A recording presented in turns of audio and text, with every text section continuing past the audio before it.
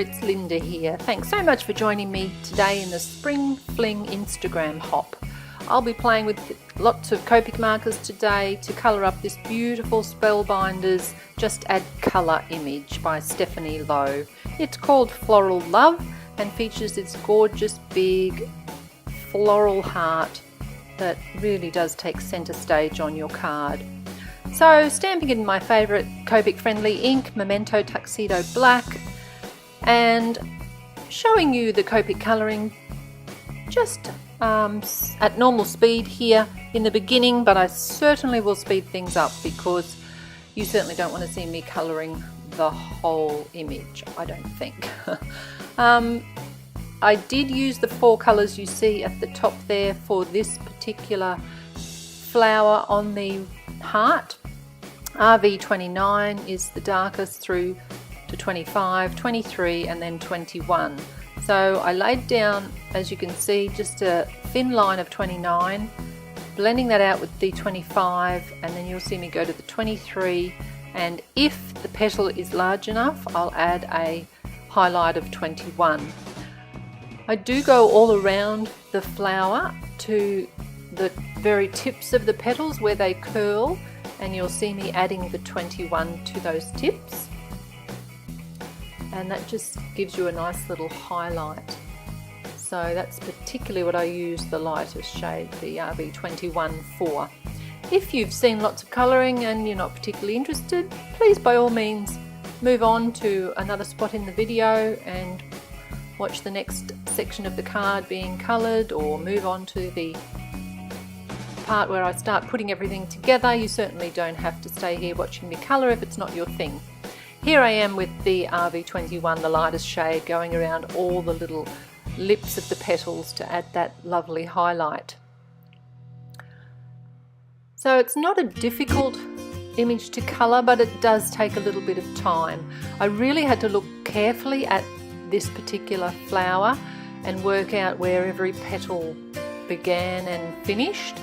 That was probably the trickiest thing, working out where the deepest, darkest colours needed to be in the folds of the petals, and it just takes a little bit of time to sort that out in your mind. Now I'm moving on to the purple flower over on the right hand side of the heart, and you can see I'm using V17, 15 and 12, and I'm following the same process. Darkest just along the edge where the petal is closest into the centre of the flower, that'll be the darkest, and then moving out to the medium shade and then the lightest shade. I did something a little bit different on this one to achieve the highlights on those little curled lips of the petals that you see. You'll see here I've got the colourless blender in my hand, just missed it then. I was adding a little bit of colourless blender, here I go again, to that little lip on each petal. So the colourless blender actually takes away any colour that has got onto it, which would be the lightest colour anyway, but it just makes it, with the colourless blender, that little bit lighter again, which is a great look when you're just trying to get another shade a little bit lighter than what you've got in your collection. You saw my box of Copics at the beginning. I certainly don't have a heap. I tend to have 3 or 4 in the different colour families that I love, and I use them over and over again. So here I am with the leaves now, using YG09, 07 and 05.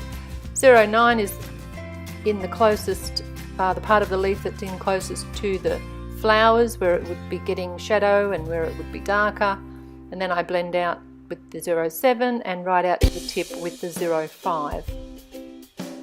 I do the same for the little spray of bell-shaped flowers that are coming around the top of the heart there, using those same greens.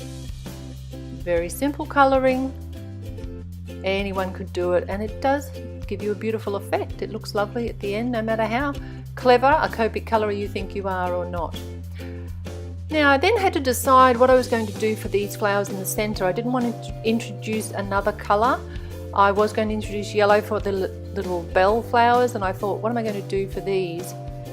So I've combined two colours that I used on the larger two flowers, so V12 in the centre and then blending that out with RV21, which is a nice light pink, and one of my yellow Copic markers in the centre, using the colourless blender right around the edge where there's those little lines, just to get that highlight again. And lastly, the little bell flowers, two shades of yellow, Y15 and Y13, and then I've gone back with the 15 on the top because I just wanted a bit more depth. Then I've come in with my white gel pen and I'm adding 3 stripes out from the centre of each of those pinky flowers in the middle of the heart. That just adds an extra detail and a bit of a highlight, which the other blooms already have. I then wanted to dry emboss this mini harlequin on a black piece of cardstock. I thought the heart would look lovely on black. So you can see the layers that I put together there in my big shot with one bit of cardboard as a shim, and that just gives you enough thickness to dry emboss. And then I've sped up the fussy cutting. As long as you move your cardstock back and forth with your fingers, it's very easy to fussy cut that image. Now I've got the 3 shades of Copic again, in the RV range, 29, 25 and 23, and I'm making my own coloured paper or cardstock here to cut the word thanks out of from Altenew. Just blending the 3 together. I keep going back and forth between the 3 until I achieve a nice blend, and then I can use the die into my die cutting machine, and there we have thanks. Now I'm going to add both the heart image and the thanks to craft foam for some extra dimension. So adhering my black dry embossed piece to my card front, adding some liquid glue to the pieces that are backed with the craft foam now, and they can be adhered into position. I'm then going to cover thanks with some Spectrum Noir clear shimmer pen for a gorgeous bit of sparkle, some of the pretty pink Posh sparkling clear sequins, and my card is complete.